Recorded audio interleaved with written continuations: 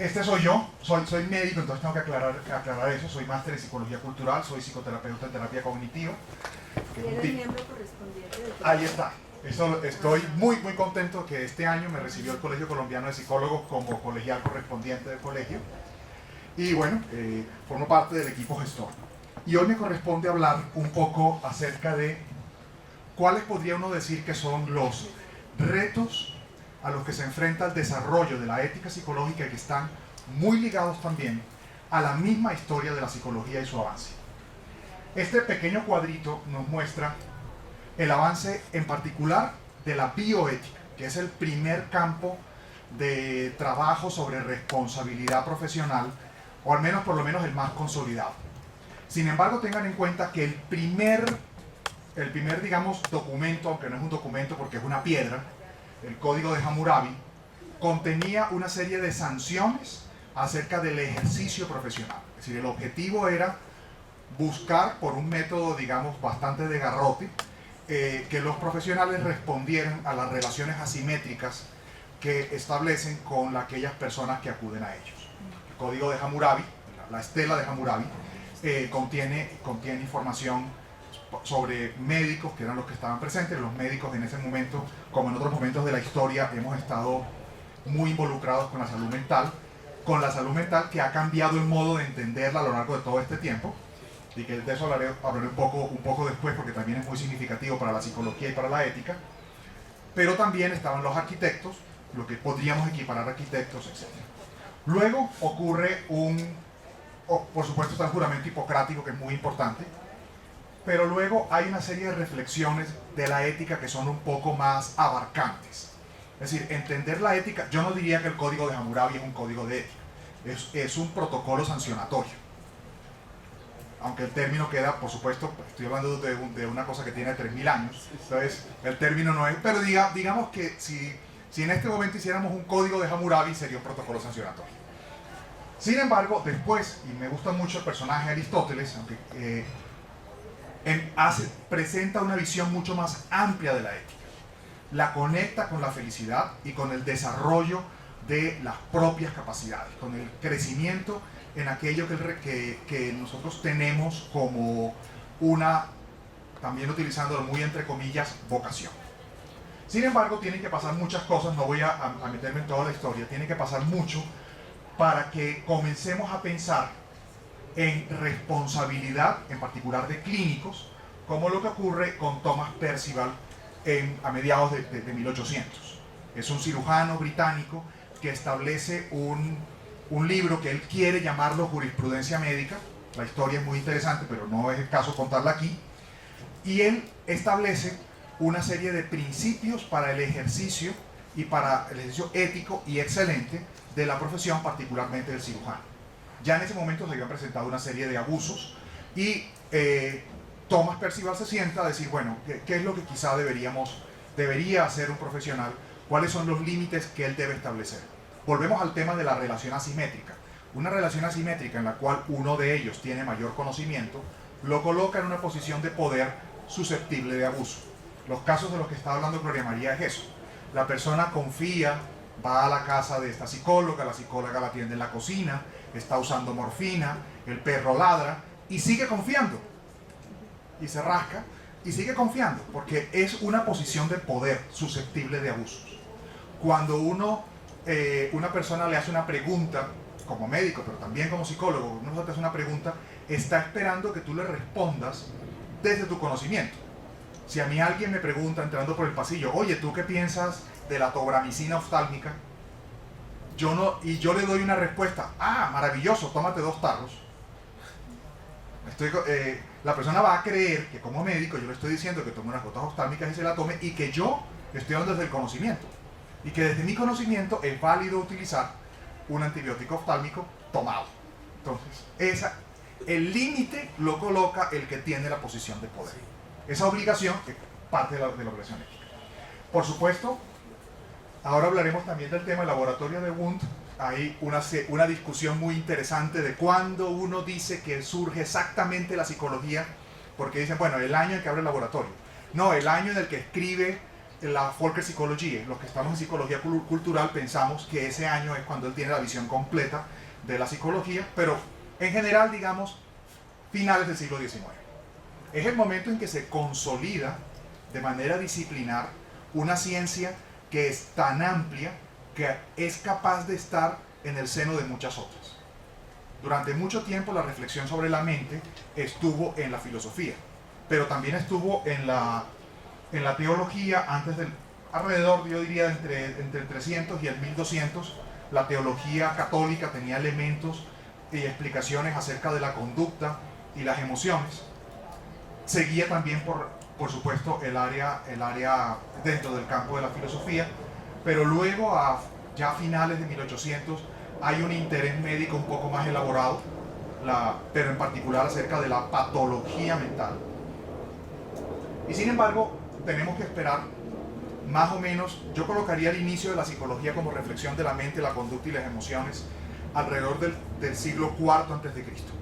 Entonces diría que hay que esperar la módica de, por lo menos, diría, siendo conservadores, 23 siglos para la consolidación de una disciplina en la que todo el mundo ha dicho esto es importante y nos han sentado. Cuando eso ocurre, inmediatamente después comienza un periodo muy difícil para la investigación, en particular en áreas biomédicas. Ustedes saben, Segunda Guerra Mundial, las investigaciones de los nazis, ya habían ocurrido algunas pequeñas metidas de pata en investigación, particularmente en investigación clínica, también en psicología, pero digamos que la reflexión dominante era médica. La reflexión ética dominante provenía del campo de la medicina. Y eso genera que el surgir de la reflexión ética psicológica quedara muy marcada por la medicina, incluso hasta ahora, y que la necesidad de establecer una reflexión específica apareciera muy tarde. El primer código que uno podría llamar reconocible y significativo de ética aplicada a la psicología ocurre con la APA, promulgado en 1953. En el 47 se hace la invitación, en el 52 se propone la votación y en el 53 se elige. Entonces digamos que acaba de ocurrir. Y una cosa que acaba de ocurrir, que es muy importante, es que en el 2008 la Asociación Mundial de Psicología propone su declaración de principios. Sin embargo, como lo que queremos sobre todo remarcar aquí es el tema de los retos, yo diría que uno de los retos importantes, y es que bueno que lo diga un médico, porque los médicos tenemos un tema de autoestima que hay que manejar con cuidado, es que la contaminación de la ética médica en psicología atenta contra rasgos definitorios de la psicología. Para eso voy a hacer esta pequeña como campito de por qué el modo de entender la psicología desde la medicina es peligroso para la psicología. Primer campo. El fundamento disciplinar en medicina es profundamente homogéneo. Es decir, nosotros partimos de fundamentos de constitución biológica y de reconocimiento biológico del cuerpo y sus funciones. En cambio, la psicología, si tiene una característica notable, es una inmensa diversidad que le da una particular riqueza en cuanto a los orígenes teóricos e incluso disciplinares. Si quiero colocar un ejemplo, basta colocar psicología jurídica, psicología social y psicología clínica, y uno podría decir son tres disciplinas distintas. En su fundamentación, obviamente estoy forzando un poco la metáfora, pero realmente son tan diversas que ese grado de diversidad no lo tiene ninguna otra profesión. Yo no puedo conseguir otra metáfora en odontología y decir que el ortodoncista, rehabilitador, no, son odontólogos radicalmente, o decir que un ortopeda y un pediatra, el fundamento en la medicina es profundamente sólido. Entonces, cuando yo tomo elementos de la ética aplicada en medicina y le aplico en la psicología, lo primero que avasallo es la diversidad de la psicología. Uno de ellos, lo veremos ahora, uno de los retos es el tema de los registros psicológicos. Cuando uno habla es muy fácil, todos los médicos llevamos el mismo esquema de historia clínica porque no es necesario una mayor variedad. En cambio, si yo utilizo el mismo registro de un clínico en psicología organizacional, para todos es evidente que es una locura. Entonces, cuando tú legislas y consideras Por ejemplo, yo tengo una de mis manías es que cuando hablo en clase yo prefiero utilizar el nombre de registro clínico psicológico, porque historia clínica en los médicos está muy claro, incluso la estructura. Y la estructura es estándar tanto para el pediatra como para el neurólogo, como para el médico de familia, etc. Otro tema es que el cuerpo teórico en psicología es bastante, notablemente diverso, y no solamente por la variedad de campos, incluso dentro de un mismo campo, las fuentes disciplinares pueden ser notablemente diversas y marcan diferencias a veces irreconciliables. Yo no puedo poner a hablar a dos autores, sino con muchas notas a pie de página en psicología. Por supuesto, la distinción de áreas en medicina es anatómico. Nosotros los médicos, perdónenme el ejemplo como tan fuerte, usamos una hachuela. Entonces yo cojo, para ti, oftalmólogo, te doy los ojos, a ti, otorrino, te doy oídos, nariz y garganta, a ti, neumólogo, los pulmones. Nuestra distinción es anatómica. Y es una distinción que no tiene demasiadas críticas para que funcione distinto. La distinción en la psicología es muy profunda, porque incluye el modo de ejercicio, incluye la fundamentación, incluye la perspectiva, incluye los métodos. Incluso un psicólogo clínico que siempre ha hecho clínica y pasa a organizaciones, tiene que aprender, tiene que volver a estudiar un área importante. No es un paso tan natural. En cambio, yo puedo ser médico general y acabar como cirujano plástico o como neonatólogo. Son 4 añitos, el fundamento me sirve todo. Ok. La teorización, voy a saltarme algunas cosas. La teorización en medicina está muy orientada a la clínica. La teorización en psicología es absolutamente disímil, incluso desde sus inicios disciplinares. Si uno toma la psicología de los pueblos de Wundt, es muy parecida a un texto de antropología. Y me parece muy interesante. ¿Sí? El mismo Wundt, que estaba concentrado en la velocidad de transmisión nerviosa, un argumento profundamente biológico, ese mismo Wundt entendía que la psicología debía considerar factores profundamente sociales y antropológicos. Los paradigmas, el paradigma social en medicina es un paradigma bastante limitado. Eso, por supuesto, algunos médicos me pueden pelear, pero en general nuestro paradigma en medicina es salud-enfermedad. Y las consideraciones sociales son, dependiendo del área, son casi siempre una nota a pie de página. No varía mucho en una indagación acerca de una neumonía las condiciones sociales del muchacho. En psicología, los elementos sociales son absolutamente fundamentales. Incluso en neuropsicología, que uno la podría colocar en un área del espectro. Por supuesto, la acción en medicina es eminentemente clínica. También hay elementos de prevención, de investigación, pero la clínica es muy marcadamente médica. Y la acción en psicología es, por supuesto, muy diversa. Y la investigación en medicina está notablemente orientada también a la aplicación clínica. Es muy poca la investigación médica, excepto quizás la investigación básica en algunas áreas que no tenga la clínica como perspectiva. En psicología es muy distinto. Por eso los problemas éticos de la psicología arrancan en la comprensión de la psicología. Porque si yo digo, bueno, registros clínicos lo hace un campo muy específico de psicólogos. Pero toda la demás ejercicio de la psicología tiene que manejar documentos diversos, sabemos que tiene que manejar confidencialidad, que tiene que hacer unos tipos de registros específicos que permitan el seguimiento, pero es muy distinto. Notablemente diverso. Ojo. Entonces, incluso definir la psicología es muy complicado. Yo cada vez que hago una conferencia sobre esto, le pido a alguien, bueno, díganme otra definición. Definiciones abarcantes. Porque psicología es una reflexión filosófica sobre la mente. También es una teorización sobre la conducta y las emociones. También es la aplicación técnica, cuando yo digo psicología jurídica, es la aplicación técnica de modelos teóricos sobre la mente y la conducta, etc.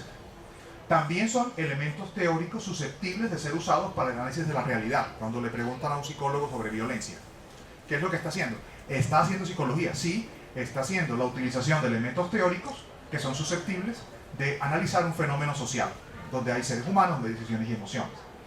También es una disciplina que engloba y sistematiza investigación, teorías, aplicaciones relacionadas con emociones, identidad, conducta. Sería como una definición más gorda.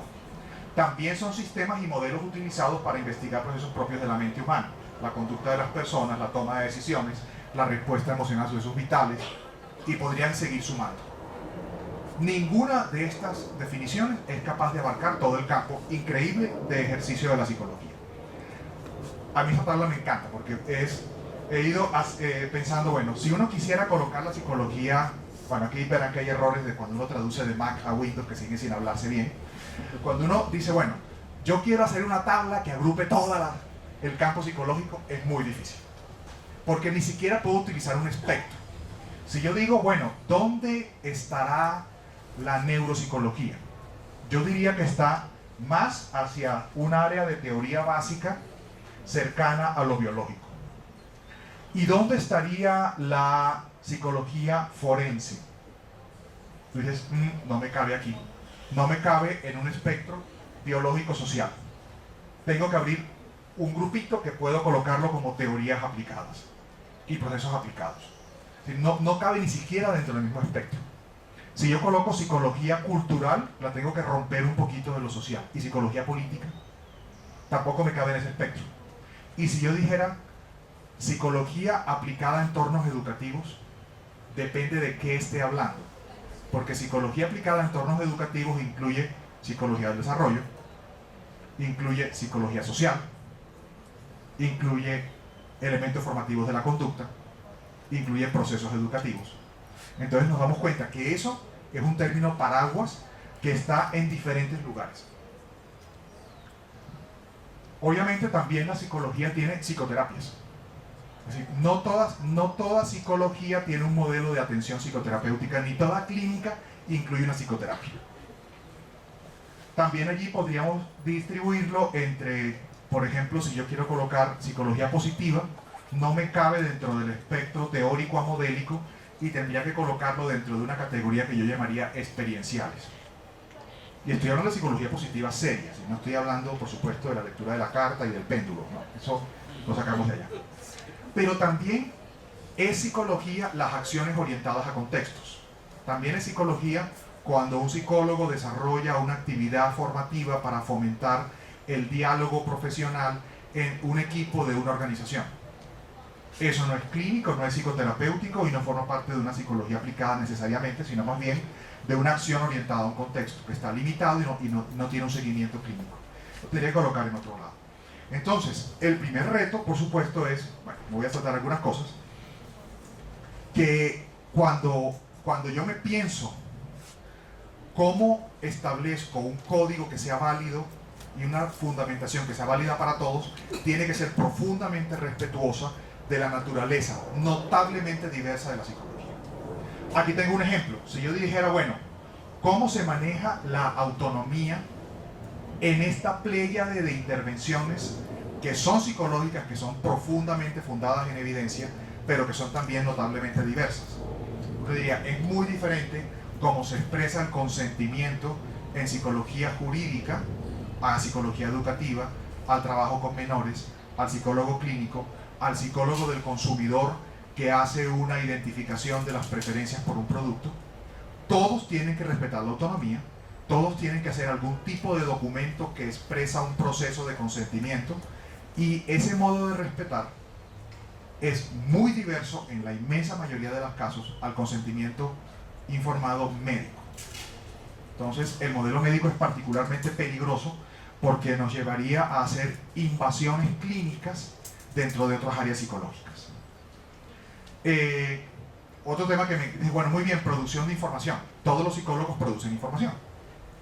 Ahora, esa producción de información viene otra vez a lo mismo. ¿Qué hace el jurídico? El jurídico puede hacer evaluación, el jurídico y el forense, que son dos temas distintos, porque fíjense que incluso cuando uno habla de psicología forense y psicología jurídica, las diferencias van más allá de la simple teorización del componente aplicativo. Uno diría, hay campos de trabajo que incluyen evaluación, peritazgo, entrevista. En educativa depende del modelo, notablemente depende del modelo.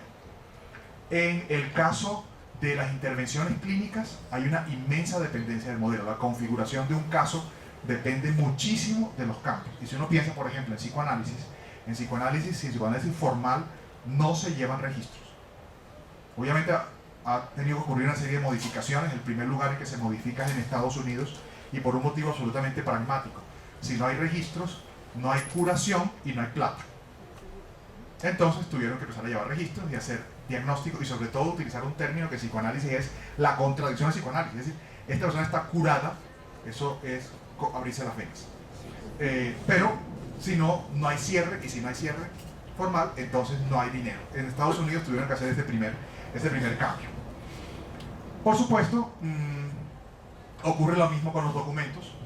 Entonces la pregunta de fondo es, muy bien, nosotros no nos podemos quedar en hacer una pléyade de normas inaplicables porque son gigantes, porque son inabarcables, sino ¿qué puede fundamentar de manera sólida los elementos que están conectados esencialmente con los rasgos propios de un psicólogo?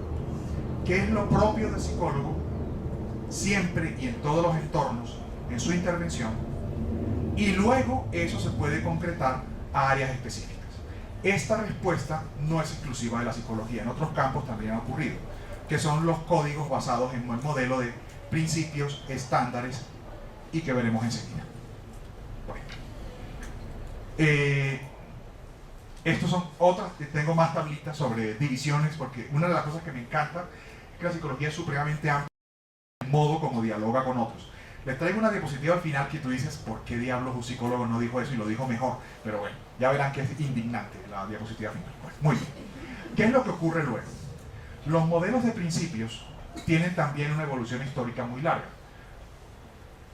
Con notas a pie de página, el código de Thomas Percival, el escrito de Thomas Percival es una declaración de principios. Es decir, no es evidente, no está organizado así, es más un proceso narrativo largo, pero uno podría decir que Percival entendió que había rasgos específicos del ejercicio médico que él podía agrupar dentro de principios, entendidos los principios como valores máximos.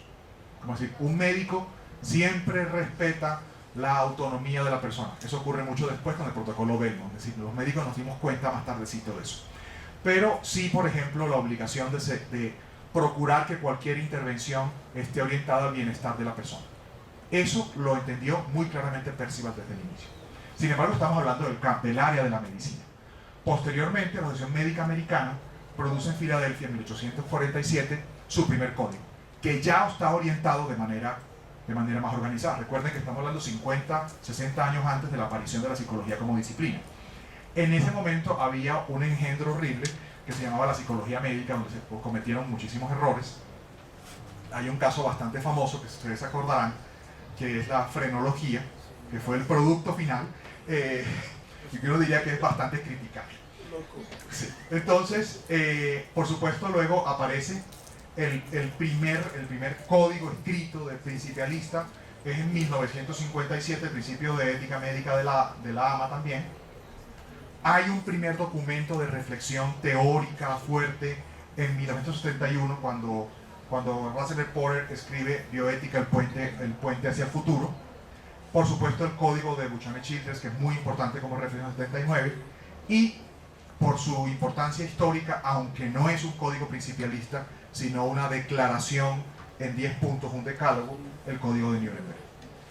La APA, que es el siguiente digamos, representante de reconocimiento internacional alrededor de los años 50, pero una tarea muy significativa, que es la Declaración Universal de Principios Éticos para Psicólogos del 2008. Es el momento en que uno lo coloca porque es el momento en que se presenta a la ONU después de un trabajo muy intenso de lograr convocar el reconocimiento de psicólogos de todo el mundo acerca de lo que serían los rasgos definitorios de la profesión. Es decir, cuando uno se plantea establecer un código de principios, lo primero que considera son cuáles son los valores superiores que definen esa profesión, de tal modo que cualquier otro valor esté contenido en ese valor. Eso es lo más claro y fundamental. ¿Por qué? Porque si los valores principales no son compartidos por todos, ya no puedo continuar a construir una declaración de principios. Entonces, el primer reconocimiento arranca de allí. Entonces, por eso, el principal reto de la psicología es tener muy claro cuáles son los rasgos esenciales que definen a cualquier psicólogo en campos tan diversos como el psicólogo, que es gerente administrativo de gestión humana en una planta, y sean también definitorios para el psicólogo que trabaja con comunidades indígenas acerca de la pintura corporal. Es una tarea bastante importante y que ha requerido un tiempo notable para esa Declaración Universal. La propuesta de la Declaración Universal tiene además una gran flexibilidad. ¿Cuál es la propuesta básica?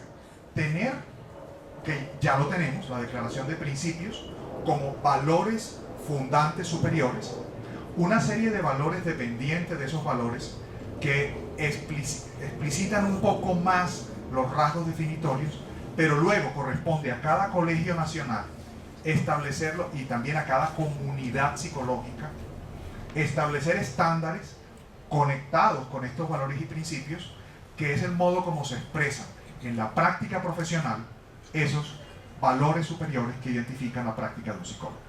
Esta es una tarea, por supuesto, monumental, pero muy importante también en países que son sobrenormativos como Colombia. Por supuesto, la ley 1090, la ley vigente, es muy importante, pero la ley 1090 no es la única norma que regula el ejercicio de la psicología en Colombia.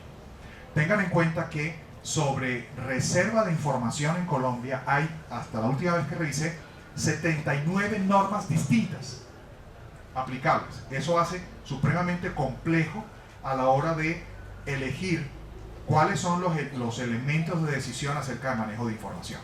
Y si no hay una voz disciplinar, si no hay una voz que dice, la psicología reconoce esto, puede ser muy difícil para la persona que está allí, pero también para el legislador, no invadir con sus ideas elementos esenciales de la práctica psicológica.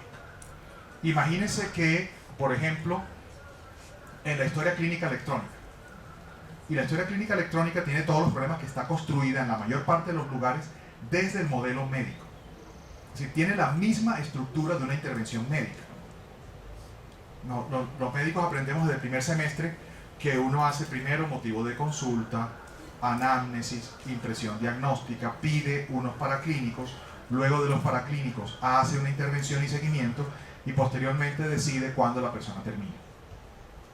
Si yo tengo ese modelo y digo, este modelo lo puedo aplicar a la psicología, es profundamente insuficiente. Ahora, ¿quién tiene que decir esto?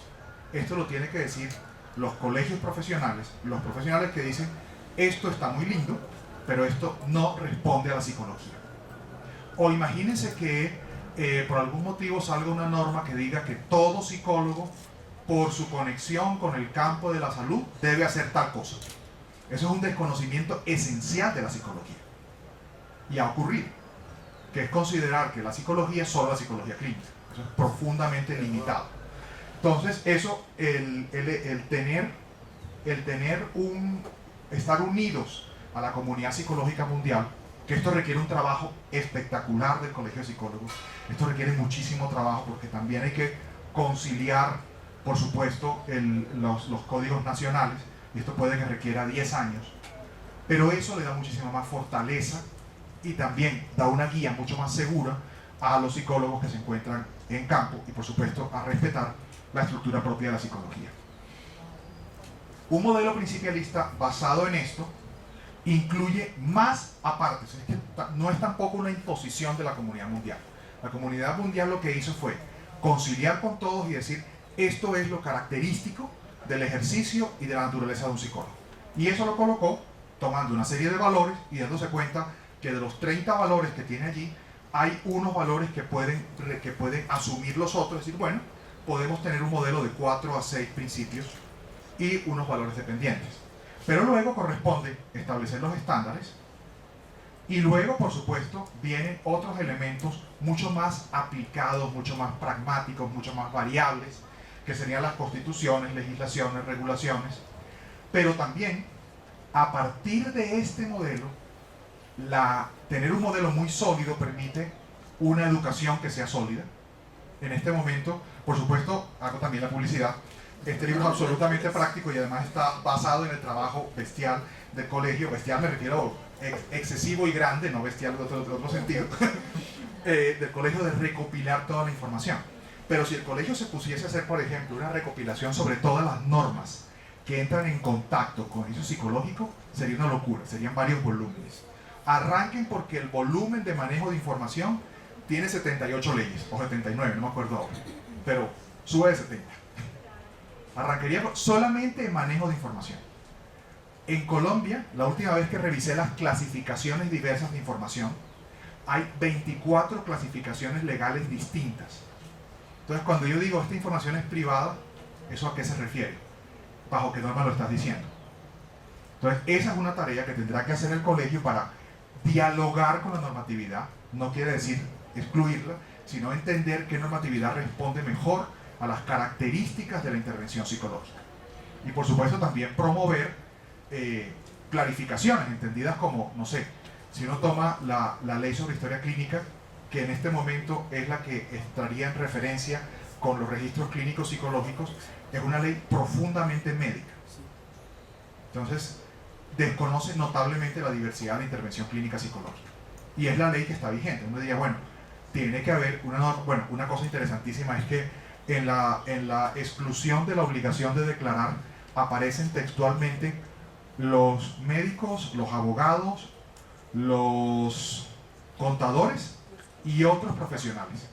No aparece el psicólogo. Entonces uno dice, bueno, pero sí, precisamente él es el que maneja mayor cantidad de información reservada, absolutamente riesgosa, y bueno, pero es muy triste que uno quede en otros. Debería ser el primero. De hecho, los médicos no manejamos tanta información privada como un psicólogo. Cuando una persona viene y me cuenta que tiene una enfermedad de transmisión sexual, a mí no me interesa cuántas parejas tuvo, específicamente, si sentía amor por esas parejas, si fue llevada por el deseo o sentía conexión o dependía, a mí no me interesa. Yo le pido un frotis y ya está. No, tú has sido, no, yo soy una mujer medio alegre, entonces promiscuo. Y listo. No me interesa más. Pero un psicólogo no se queda con eso. Me dice, no, yo tuve una ETS. Y uno en una intervención psicoterapéutica le preguntaría, ¿eso qué dice de ti? ¿Cómo te sientes con eso? ¿Te afecta? ¿Amaste a alguno de ellos? ¿Qué buscabas allí? Es una cantidad de información privada notablemente peligrosa que no puede estar en manos. Imagínense, muy sensible. Por eso también el registro, la exclusión de la información que se registra, la selección, necesita unos criterios muy claros, absolutamente diferenciales de los médicos. ¿Por qué? Porque yo resumo promiscua, ya está. Todos los médicos que leen dicen, ok, promiscua. Es una mujer que vive plenamente su sexualidad. Listo, está clarísimo. No me interesa más detalles. E incluso, por supuesto, este tipo de términos que resumen acaban siendo un juicio de valor muy peligroso, porque nosotros asociamos la expresión promiscua no al número notable de parejas sexuales, sino al rasgo moral de la persona. Promiscuidad significa muchas parejas, solo que en nuestra cultura promiscuidad significa una persona libertina, porque tenemos ese código moral tan fuerte y dominante. Ok. Simplemente para que sepan, yo creo que todos lo saben, para recordarles, la Declaración Universal es notablemente abarcante. Incluye, por supuesto, es una declaración muy corta, 2 páginas, se lee muy fácil. Respeto por la dignidad de las personas y de los pueblos. Díganme qué campo de la psicología no queda aquí agrupado. ¿Y eso no es definitorio de un psicólogo, el respeto a la dignidad? ¿Puede un psicólogo hacer un juicio como el de esta señora y decirle, es mi amante? No tiene sentido. Por supuesto, el cuidado competente por el bienestar de las personas. Hablando de eso, en medicina, los principios clásicos eran beneficencia y no maleficencia. Y en cambio, en psicología es claro que la garantía de que eso se produzca proviene de un cuidado competente. Por eso, una acción que no es competente no cumple con los estándares psicológicos. Por eso, si yo hago lectura de la carta, yo hago lectura del péndulo, eso no es cuidado competente. Aquí no hay un elemento de competencia, no tengo evidencia de que eso funciona. Por supuesto, la integridad es un rasgo esencial, porque nosotros trabajamos con información delicada por definición, en todos los campos. Desde el psicólogo que trabaja en una comunidad sobre la conducta sexual de aborígenes adolescentes, hasta el que se dedica a psicología educativa en un colegio estrato 6 y siguientes. Esa integridad es un rasgo esencial por la información que manejamos, por el potencial daño que hacemos con nuestro conocimiento y con nuestra palabra. Y por supuesto, y esto es muy importante, desde muy temprano se ha entendido en muchos códigos internacionales que un rasgo definitorio de la psicología es la responsabilidad profesional y científica con la sociedad. Esto es un rasgo absolutamente reconocible. Entonces, los retos son muchos. Yo quería concentrarme en un reto gordo, en un reto muy importante, que es la comprensión y la defensa del carácter único de la psicología. Es esencial para poder construir una referente ético sólido. Y por supuesto me uno a Gloria María. Yo creo que a mí conversando con otro amigo médico, psiquiatra, él me decía que él pensaba que los psicólogos tenían un tema de autoestima, que no se habían dado cuenta que trabajaban en la profesión más diversa y más amplia y querían parecerse a otros.